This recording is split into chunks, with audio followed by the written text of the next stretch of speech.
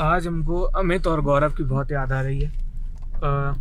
थोड़ा सा टीम का स्ट्रक्चर बदला है जो फील्ड पर निकले हैं। तो अभी हम लोग पहले 5 लोग हुआ करते थे। एक सर, एक कैमरा पर्सन जेरी और मैं प्रोड्यूसर, ये सब कोऑर्डिनेट करने के लिए, और लाइन प्रोड्यूसर। लेकिन अभी ये बस हम लोगों ने छटौती करी है और बस 3 लोग बचे हैं। तो और आपने नया शब्द भी बना दिया, छटौती। छटौती नहीं होती है, कटौती, चटनी, कटौती, कटनी। चलो ठीक, कटनी एक शहर है जबलपुर के पास।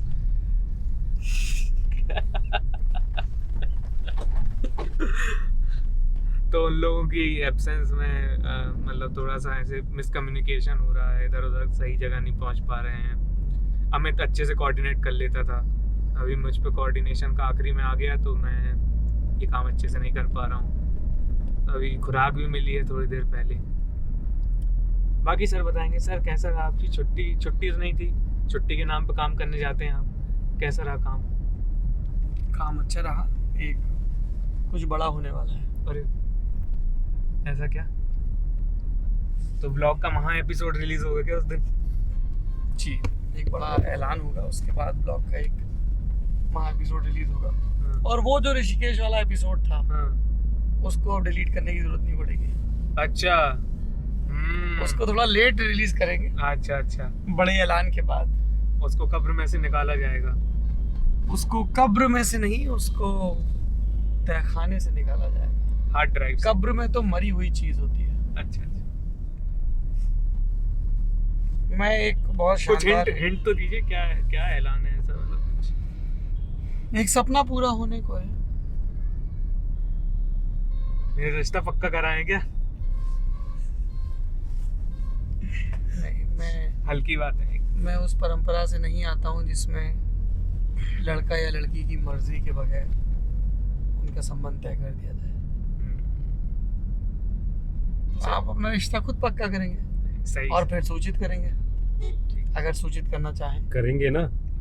नहीं, कोई बाध्यता नहीं। कई लोग बहुत ही प्राइवेट अफेयर चाहते हैं ना, एक छोटी सी सेरेमनी, है ना। आप हमारे बहुत प्राइवेट आदमी हैं सर, कैसी बात करते हैं? ये बात आप कह सकते थे, मैं अपने मुंह से नहीं कह सकता था ना। चलिए। मैंने अज्यूम करना बंद कर दिया कुछ। हाँ, खैर, मैं ये किताब पढ़ रहा हूँ। एक हिंदी की बहुत कमाल की राइटर है, नीलाक्षी सिंह, पेशे से बैंकर है। उनका ये उपन्यास है खेला। और मुझे खुद याद नहीं कि मैं कितने बरस के बाद हिंदी का उपन्यास पढ़ रहा हूँ। एक अपवाद को छोड़ के, 1-2 अपवादों को छोड़ के। मेरे मित्र हैं सत्य व्यास, हिंदी के राइटर हैं। उनके उपन्यास में ज़रूर पढ़ता हूँ। वो मेरे मित्र हैं, वो मुझे ड्राफ्ट भेजते हैं फाइनल करते, पब्लिश होने से पहले। अच्छा, अब ऐसी मित्रता है क्या? मित्रता तो ऐसी ही होती है। सही। तो सत्य भेजते हैं, मैं पढ़ता हूँ, फिर हमको डिस्कस करते हैं। ये उनकी सदाशयता है, बड़प्पन है कि वो फीडबैक भी मांगते हैं।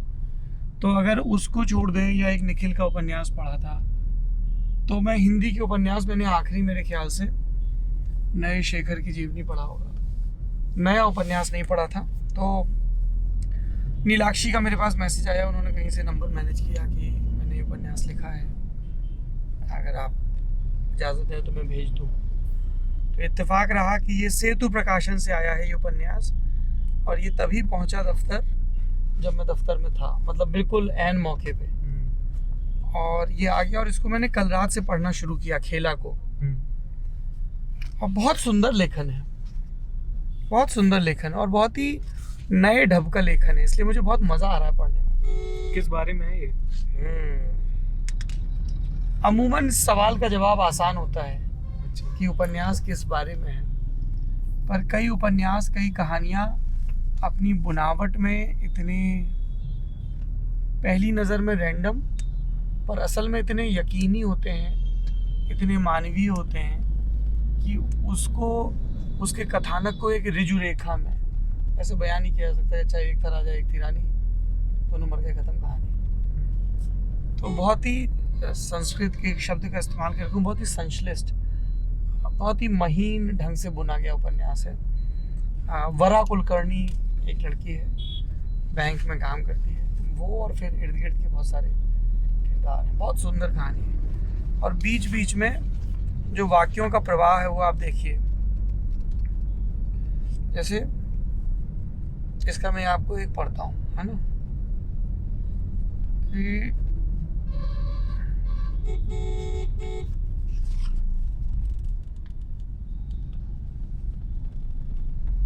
उपन्यास में भी अंडरलाइन करते हैं क्या आप? हाँ, पहले ये देखो, बोरे के इस पार से एक आंख भर की परिधि से सब कुछ गटगट देखे जाने के क्रम में उसे मसाला पीसती औरत में 4 तरह के शेड्स दिख जाते थे। पहले रूप में उस औरत के पास एक कच्ची धुन होती जो विस्मृतियों के सुरंग में भटक जाने की तबाह तबीयत लेकर ही जन्मी होती। ना सुंदर शब्द प्रयोग है, तबाह तबीयत। उस वक्त उसे अपने गले और उससे रिसकर आते लोकगीतों के अस्तित्व पर गजब का यकीन होता। दूसरी अदा में वह उस औरत में तब्दील हो जाती जो सरासर बेयकीन होती अपनी आवाज पर। इस वक्त वह कुछ शब्द चुन लेती और मसाला पीसते हुए 2 अतिरिक्त काल्पनिक हाथों से उन शब्दों को बेसाख्ता उछाल कर लोकने लगती, इस त्वरा और संयम से कि आसमान की तरफ उछाली गई एक भी चीज जमींदोज ना होने पाए। अब आपने पूछा ना, अब इसमें कथानक क्या है? कथानक जैसे निर्मल वर्मा का हम लोग कथानक पढ़ते हैं या विनोद कुमार शुक्ल को पढ़ते हैं, ये सब हिंदी के बहुत महान साहित्यकार हुए हैं। और मैं कहूँगा हिंदी के नहीं, ये कुल जमा साहित्य बहुत महान साहित्यकार है। भाषा एक जरिया है, उसका एक अपना संस्कार है। तो बहुत आनंद आ रहा है इसको पढ़ के। अब देखो इसमें बीच में कैसे वाक्य विन्यास आता है। She is talking about a boy. वह लड़का एक सादा पाठ था, उसमें बूंद भर भी चटक अक्षर नहीं थे, दबे और पुरानी किस्म के वर्ण थे वहाँ, उखड़ चुके और ताज़ा हुए के बीच की छपाई थी उधर। वह ऐसा सरल भी न था कि तुकबंदी की शक्ल में उसे याद किया जा सके, कठिन तो बिल्कुल भी नहीं कि किसी मायने पर आकर ठिठका जाए। उसे उलट कर पढ़ें या कि सुलट कर अक्षरों का हिसाब एक बराबर ठीक ही बैठता था। उस पर मोड़ थे पर निशान ऐसे नहीं कि कोई अपनी हथेली की किसी रेखा का जुड़वा मान बैठे उन लकीरों को। वह तरक भी हो सकता था पर ऐसा नहीं कि उस पर कोई स्मृति छोड़ देने को किसी का मन ही ललक जाए। वह कभी कभी नष्ट हुआ सा भी दिखता था, कभी इतना तुरंत जन्मा सा कि उसे डर लगता कि कहीं कच्ची स्याही न ले पा जाए उससे। लब बोलो आप ये कि अमूमन से दिखते शब्दों को थोड़ा उलट पुलट कर रख दिया गया था उधर, और बस इस बात से उसे देखकर अक्सर भ्रम होता था कि सीधे पैरों में पहन ली गई उल्टी चप्पलों की बहकी चाल की तरह वह सादी बात थोड़ी सी लड़खड़ा कर और प्रामाणिक हो गई थी। अब इसे जब पढ़ा जाता तब अर्थ नहीं निकलता था कुछ, बस ऐसा लगता था कि उन हरफों की सही गलत जैसी भी जगह वही थी। पुतली, पलक और उनके बीच का सफ़ेद विस्तार फिरा कर लड़की उन शब्दों के सही पते पर होने की तस्दीक भर कर लेना चाहती थी बार बार। इससे ज़्यादा और कुछ नहीं था लड़की और लड़के का संबंध। तो ऐसे समझ में नहीं आएगा, ऐसे लगेगा ये बताओ ये तो बड़ा बीहड़ सा है, सब है। खेल अकेले खेले जा सकते हैं पर खेला तो बेसिकली खेल लड़की खेला। उसी के अराउंड जो सब हो रहा है वही है ना? हाँ, मतलब वो उसी के और उससे संवाद वो सोच रही है और उससे कुछ संवाद हो रहा है और उस पर ये पूरा उपन्यास पसरा है। अभी मैंने ये शुरू के 20-30 पन्ने ही पढ़े हैं और मैं ये कॉल उठा चुका हूँ कि मैं इसको पूरा पढ़ूंगा। हिंदी में क्या दिक्कत है अभी नए नए में? क्यों आपको अच्छे नहीं लग रहे हैं पर्सनली या अच्छा कुछ आ नहीं रहा है? नहीं, ये तो मेरी सीमाएं हैं ना कि मैं हिंदी का उतना कुछ पढ़ नहीं पा रहा हूँ, मेरी अच्छा। पहुँच नहीं हो पा रही है। इसके बारे में तो कोई विद्वान ही टिप्पणी करे तो ठीक होगा, हिंदी आलोचक। एक और किताब है जो मैंने पढ़नी शुरू की है, आज किताबों पे ही ब्लॉग होगा क्या? हाँ किताब ये सिद्धार्थ माल्या की किताब है, if I am honest. Siddharth Mallya को जानते हैं आप? विजय माल्या से रिलेटेड है क्या? उनके बेटे हैं। अच्छा, पूरी किताब में कहीं भी विजय माल्या नहीं लिखा है, ओके। बायोग्राफिकल बुक है, मेमोयर है, कहीं भी नहीं लिखा है कि मैं विजय माल्या का बेटा हूँ। तो बायोग्राफिकल है तो पिता का नाम ना है, ऐसे कैसे हो सकता है? क्योंकि ये मेमोयर है और इसमें उन्होंने अपनी मेंटल हेल्थ की जर्नी पे बात की है। अच्छा, तो उसमें उन्होंने इन किया कि मेरे फादर बहुत मशहूर आदमी है और उनका शराब का कारोबार था, but he talked about himself, अपने पेरेंट्स का सेपरेशन, उसकी परवरिश, हॉस्टल में रहना, एल्कोहलिक होना, इंस्टाग्राम पे मेंटल हेल्थ पे सेशंस करना, अल्कोहल छोड़ने के 1 साल बाद, वो सारी चीज़ें हैं। तो अभी क्या इधर करते हैं सिद्धार्थ? कुछ काम? एक्टर भी हैं, ब्राह्मण नमन में काम किया है, एक्टिंग की ट्रेनिंग ली है और LA में रहते हैं। और इधर कुछ समय से मेरा ये यकीन बढ़ा है कि हमें मेंटल हेल्थ पे बहुत बात करने की ज़रूरत है, और जब बहुत बात की जाएगी तभी लोग बात कर पाएंगे। ये बड़ी सादा सी बात लग रही है सुनने में, पर बड़ी ज़रूरी बात है। हमारे हाथ में ज़रा सी चोट लगती है, हम तुरंत डॉक्टर के पास जाते हैं या सोचते हैं कि टिटनेस तो नहीं हो जाएगा, लेकिन हमारे मन को चोट लगती है, हम उसका ठीक से इलाज नहीं करते, बात भी नहीं करते, बात करने से शर्माते हैं। देखिए मैं आपसे जब ये कह रहा हूँ, एक हमारी परिचित हैं, उनका नाम है, बहुत बड़ी लो फ़ोन ही बंद हो गया, बैटरी खत्म। तुम्हारे फ़ोन में वो है ट्विटर? हाँ। तो एक बहुत बड़ी पत्रकार है और अभी वो ट्विटर में काम भी करती हैं। उनका नाम है अमृता त्रिपाठी। अमृता त्रिपाठी भी मेंटल हेल्थ पे बहुत काम करती हैं। कहाँ है ट्विटर भैया? टी से है ना, तो अल्फाबेटिकल। ओह, तो अरे अल्फाबेटिकल होता है। इतने सारे तुम यूज़ करते हो? क्या वो तो है, इतनी आप यूज़ करते हो? ये देखिए मैंने आपको सर्च कर रखा है। मैं क्या करूँ, तुमने मुझे सर्च कर रखा। अरे अमृता त्रिपाठी, ये देखिए, ये अमृता त्रिपाठी का मैं जिक्र इसलिए कर रहा हूँ क्योंकि अभी मैं अमृता त्रिपाठी का एक ट्वीट देख रहा था जिसमें उनकी जो किताबें हैं 3, उसके बारे में उन्होंने ट्वीट किया है। एज ऑफ एंजाइटी, इसे एज ऑफ एंजाइटी इसे अमृता त्रिपाठी और कामना छिब्बर ने लिखा है। यंग मेंटल हेल्थ, इसे अमृता त्रिपाठी और मीरा हरन अलवा ने लिखा है। And real stories of dealing with depression, इसे अमृता त्रिपाठी और अर्पिता आनंद ने लिखा है। ये तीनों किताबें साइमन एंड शुल्ट्ज़ से पब्लिश हैं। तो अमृता इसको लेके, मेंटल हेल्थ को लेके और उस पर लोगों के एक्सपीरियंस डॉक्यूमेंट करने को लेके लगातार सक्रिय रहती हैं। विजय माल्या की मैं किताब का बता रहा था आपको, तो मुझे ध्यान आया कि अभी मैं थोड़ी ही देर पहले कर रहा था। और एक ये किताब और अभी मेरे पास आई है। अमूमन मैं ये सब नेता नगरी में बताता हूँ। The murderer, the monarch and the फकीर, a new investigation of Mahatma Gandhi's assassination. ये रिव्यू कॉपी है, सेल के लिए भी नहीं है, अभी ये रिलीज नहीं हुई किताब। मर्डरर और फकीर तो समझ में आ रहा है, मोनार्क कौन है? पढ़ूंगा। अच्छा। The murderer, the monarch and the फकीर। अभी कौन है इसको लेके मुझे अंदाजा है, लेकिन सिर्फ अंदाजे पे ये बात नहीं कहनी चाहिए, है ना? तो कुछ राजघराने थे जिनका जिक्र महात्मा गांधी की हत्या की साजिशों के तार जोड़ते हुए आया था, कि वहाँ प्रश्रय हुआ, क्या हुआ। तो इसके बारे में पढ़ा जाएगा। इसको एपू एस्थोश सुरेश और प्रियंका कोटम राजू ने लिखा है। तो अपू HT में रहे हैं, इंडियन एक्सप्रेस में रहे हैं, and it's a quick read.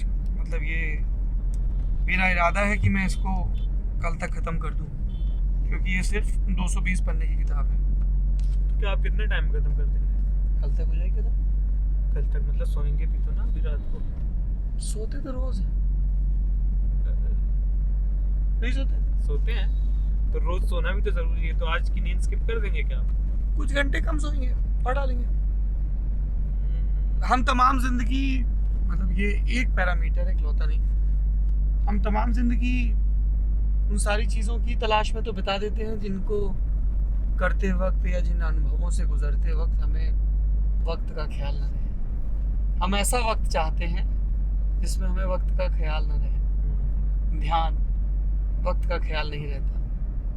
अगर आपको पढ़ने में लुत्फ आता है, जैसे मुझे ध्यान है कि जब हैरी पॉटर किताब आई थी, या जब मैं मार्केज को पढ़ रहा था शुरुआत में, या जब मैं कई चांद थे सरे आसमां पढ़ रहा था शमशुर रहमान फारूकी की, या जब मैं मनोहर श्याम जोशी को पढ़ता था या राही मासूम रजा को पढ़ता था, तो वक्त का ख्याल नहीं रहता था।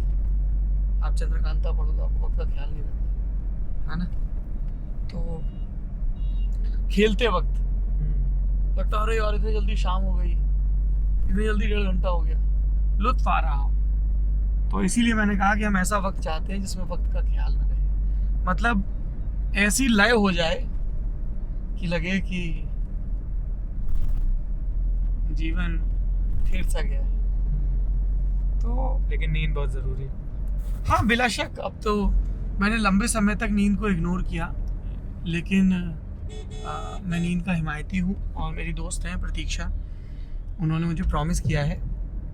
प्रतीक्षा के पास एक बिल्ली है, उसका नाम है बोसा। बोसा का अर्थ क्या होता है? चुम्मा। क्या कैसा आदमी है? अरे फ्लाइंग किस दे रहे हैं? अरे तो क्यों दे रहे हैं? ऐसे सिर्फ चुम्मा बोल देते हैं ना। अरे तो चूमने की क्या जरूरत थी ऐसे? बोसा तो आपने बोला ही था। तो मैं तो अनुवाद अर्थ करो, उससे अच्छा हाँ, अगर मैं कुछ बता सकता हूँ। नहीं नहीं, ये आओ विज्ञान करके सीखे थोड़ी है। हाँ तो वो प्रतीक्षा हैं, या एक हम लोगों के परिचित हैं वरुण ग्रोवर, गीत लिखते हैं, कहानियाँ भी लिखते हैं बच्चों के लिए, स्क्रीन प्ले भी लिखते हैं, शायद डायरेक्शन भी कर रहे हैं, स्टैंड अप कॉमेडी भी करते हैं। तो वरुण हैं, अमित चौधरी हैं, है ना, कई लोग हैं ऐसे हमारे इर्द गिर्द। कुसुम है, प्रेरणा है जो बिल्लियाँ पालते हैं, स्वाति। तो उन्होंने मुझे एक किताब उनके घर में मैंने रखी देखी थी, प्रतीक्षा के घर में, जिसमें ये था कि हम बिल्लियों से क्या सीख सकते हैं। और मैं सफ़र पे निकलने से पहले प्रतीक्षा और कुलदीप से मिलने गया था, तो बस मैं चाय पी रहा था, उनसे बात भी कर रहा था, और उसी के बीच में मैंने उस किताब को उल्टा पलटा और मैंने फिर ट्वीट भी कर दी। मुझे इतनी प्यारी लगी ना वो किताब। प्रतीक्षा ने कहा भी है कि वो मुझे तोहफे में देंगी वो किताब। तो मुझे बहुत अच्छा लगता है जब कोई मुझे कोई अच्छी किताब तोहफे में देता है। जैसे ये मुझे नीलाक्षी ने किताब, मुझे पता नहीं वो तोहफा है कि क्या, पर उन्होंने प्रयास करके मुझे पढ़ने के लिए किताब भेजी, ये खेला, और इसे पढ़ के मुझे बहुत आनंद आ रहा है। ये भी देखिए, कई बार मैं इस किताब को पढ़ते हुए, सिद्धार्थ माल्या किताब को पढ़ते हुए सोच रहा था, मतलब ये चीज़ों को कहने का थोड़ा सा दार्शनिक अंदाज हो सकता है, पर किताबें भी आपको चुनती हैं। हाँ, जैसे हॉगवर्ट्स में टोपी आपको चुनती थी, है ना। कैसे कैसे थोड़ा खुल के बताइए, कैसे किताबें आपको चुनती हैं? हाँ, जैसे मेरे पास, चूंकि मैं किताबों से जुड़ा शो करता हूँ, बहुत सारी किताबें आती हैं। अब हो सकता है कि कोई किताब मैं देखूं, कवर खोलूं, उल्टू पलटूं, और जो 2-4 पन्ने उल्टू पलटूं और मुझे ना जमे तो मैं रख दूं।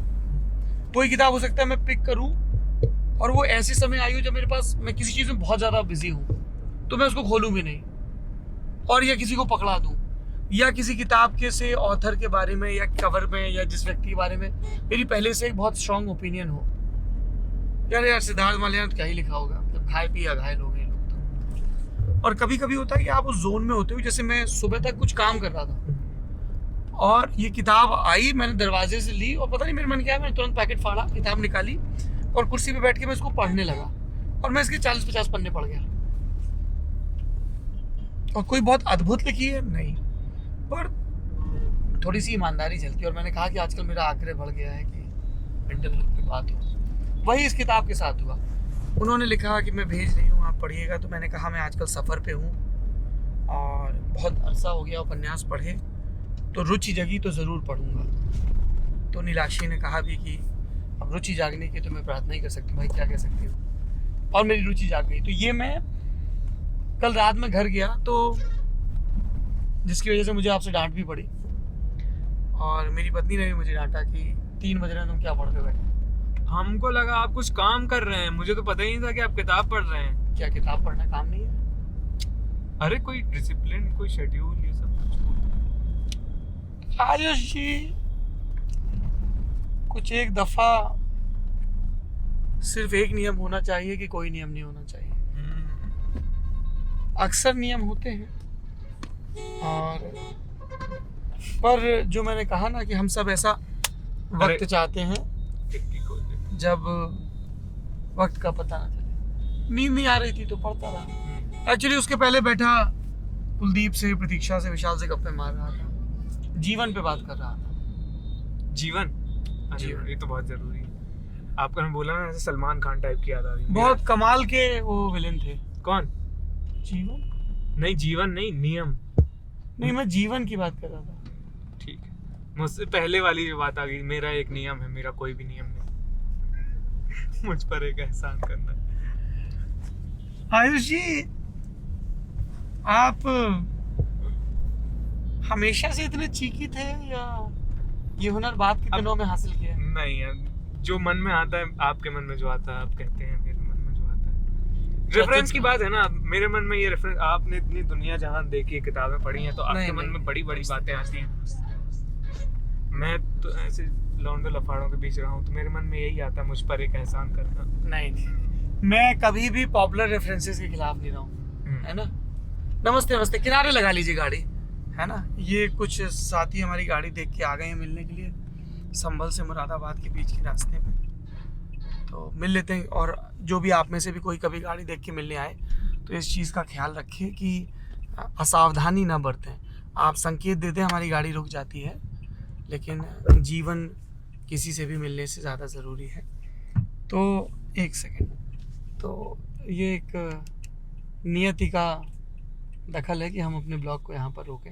हाँ, मुझे कुछ कुछ ज़रूरी चीज़ें आपसे पूछनी थी, और मैं चाहता हूँ कि वो चीज़ें आप जो हम अगले बताते। ब्लॉग में पूछेंगे। हाँ, वो ज़रूर। जैसे कि मतलब आप लोगों के साथ इतना इजी कैसे हो जाते हैं? खुल के बताइए वाली जो बात है ना, कोई मुझसे बता ही नहीं रहा था यार, मैं इतना लोगों से बात किया। इस पे अगले ब्लॉग में बात करेंगे। हैं, कुछ खुशबू आती है क्या आपसे? चलिए, आप देखते रहिए ललन टॉप यूपी, जहाँ पर इसी तरह की आयुष जी की दिलकश बातें आपको मिलती रहेंगी।